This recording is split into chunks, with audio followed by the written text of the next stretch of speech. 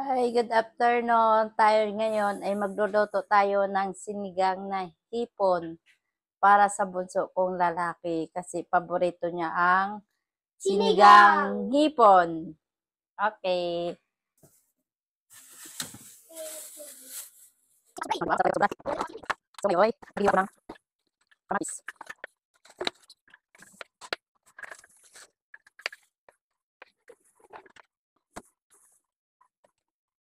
So, natin natin onion, sibuyas, yes, kamatis. Sibuyas, onion. So natin yung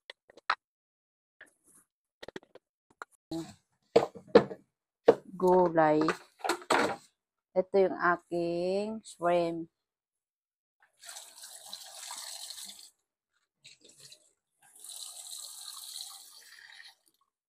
Parang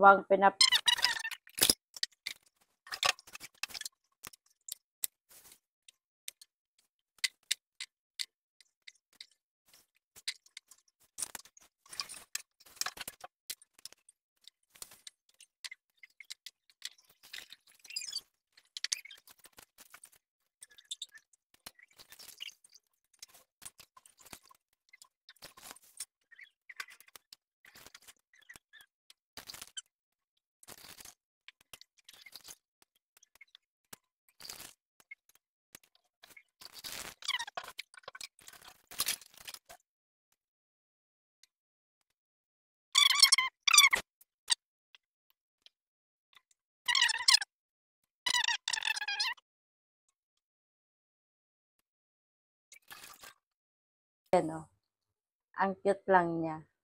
Crystal. Pwede siya pang oven. Pwede din siya lutuan.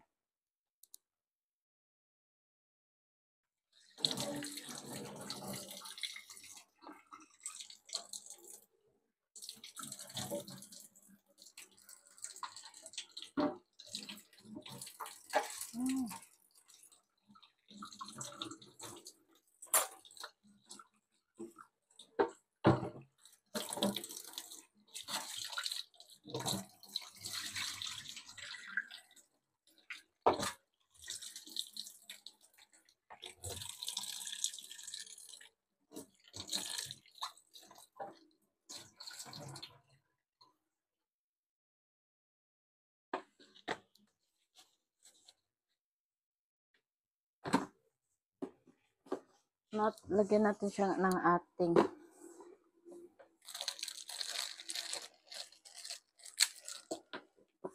pangpasarap.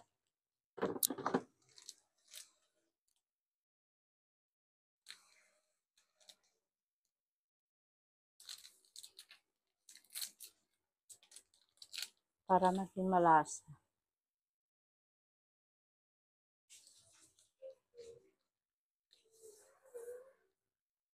So, kulong-kulo na yung ano natin. So, yun na tayo. Huwag nyo napansinin yung braso ko dyan, ha.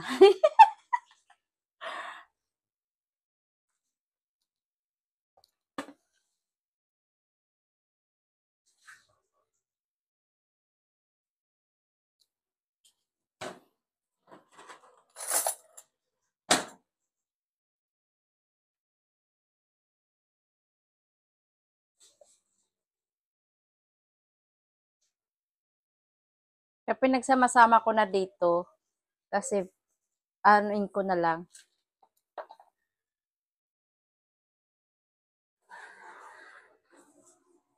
So, kulong-kulo na. Ilagay na natin yung ating ipon.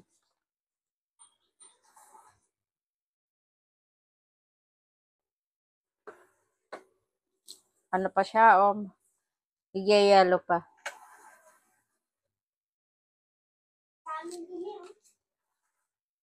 Maraming dumi.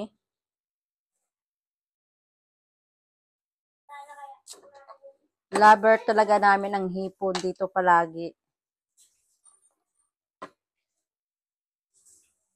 Ayun, lagyan na natin. Ay. So, mabilis.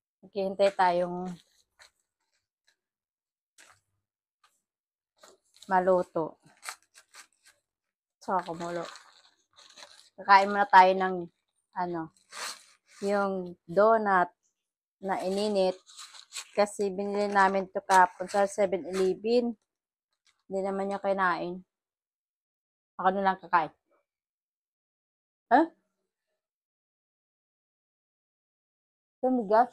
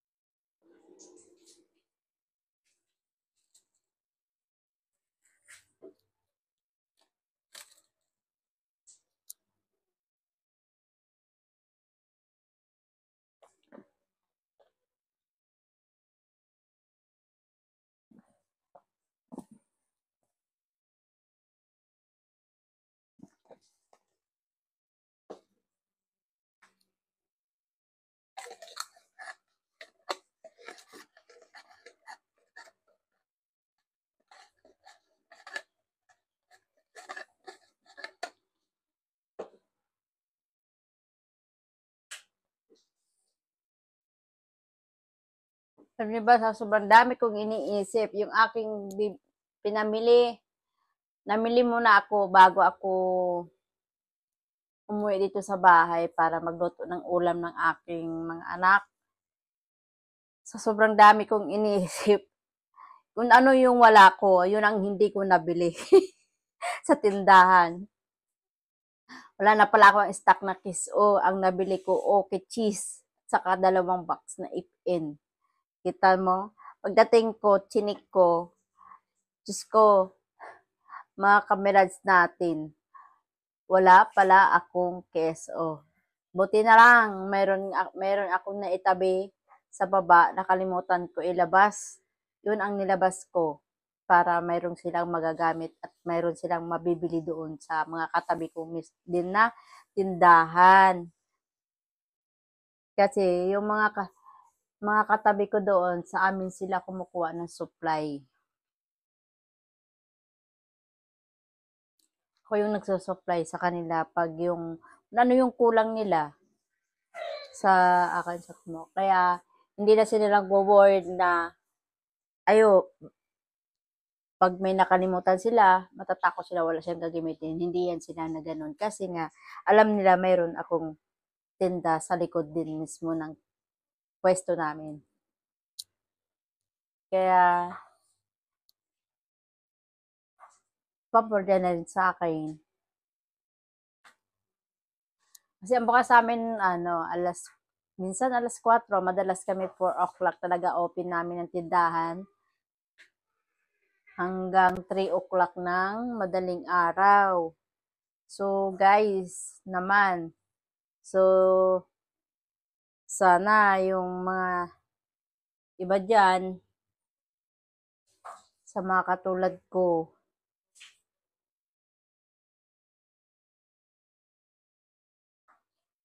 ang hirap. Kasama natin sa negosyo yung puyat, pagod, parang lahat na lang. Lahat kasama. Kung gusto mo talagang magiging ano yan? Nagugulat ako sa. Ba't basa ka? Sabi ko, wag ka maglalaro ng tubig. Ano intira pa tuloy ako. Basa ka na, oh. Basa, usang basa. Ano ba yan? Sus kumiyo, bakit papakita yan? Tuloy na to, wala na ako sa akin ko. Ay, nako. Uy, meron ka ba dyan ganyan ng, mic? Oo. Ako na. Masama yun. Pero, huwag mo papakita, pepe ko. Pipi mo. Pepe ko, di pipi. Bastos ka.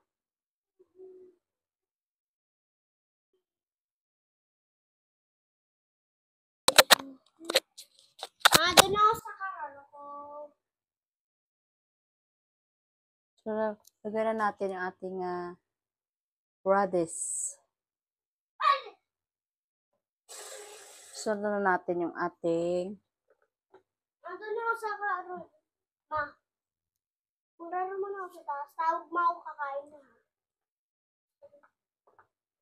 Tawag mo ako kakain na. yun na. Ha? Thank you, Mama.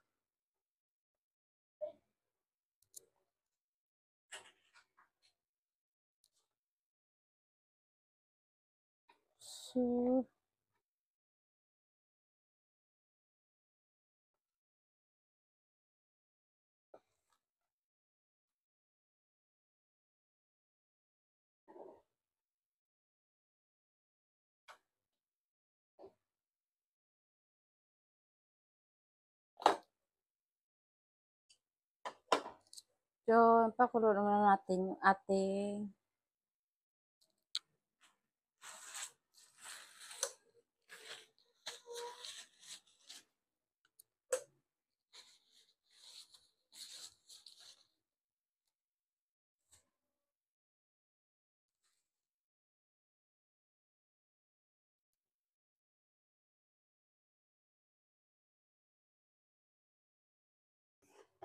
Makunin ko daw bariko. Saan ka sa baba? Sa baba ka ba? Hindi, sa taas. Parang punta sa baba ha. Yan, bite ko.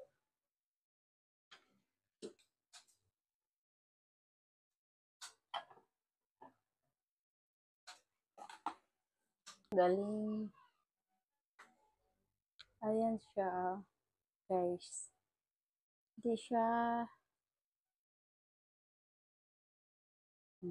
Kulong-kulong na siya.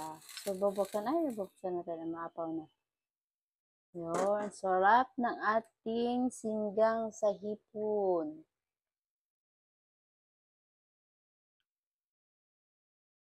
Diba? Sarap.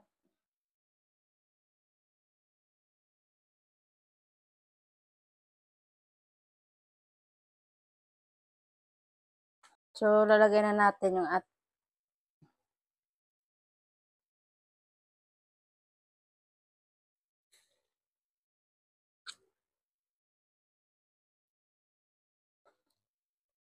sahahon, kangkong.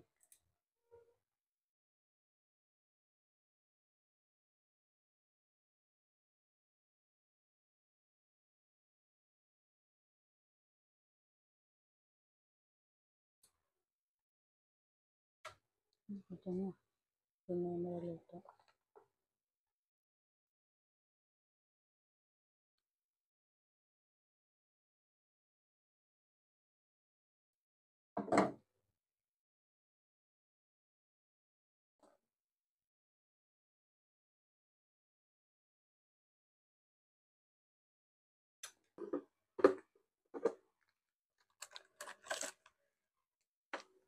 Ito pala yung akin. Yun.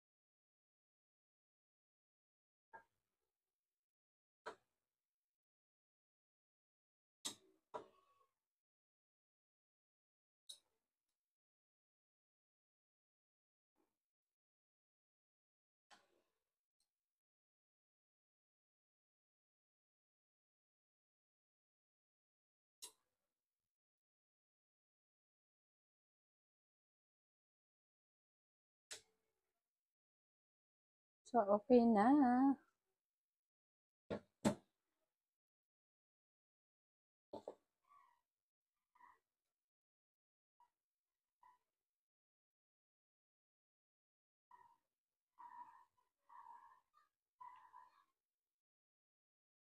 So, titikman na natin.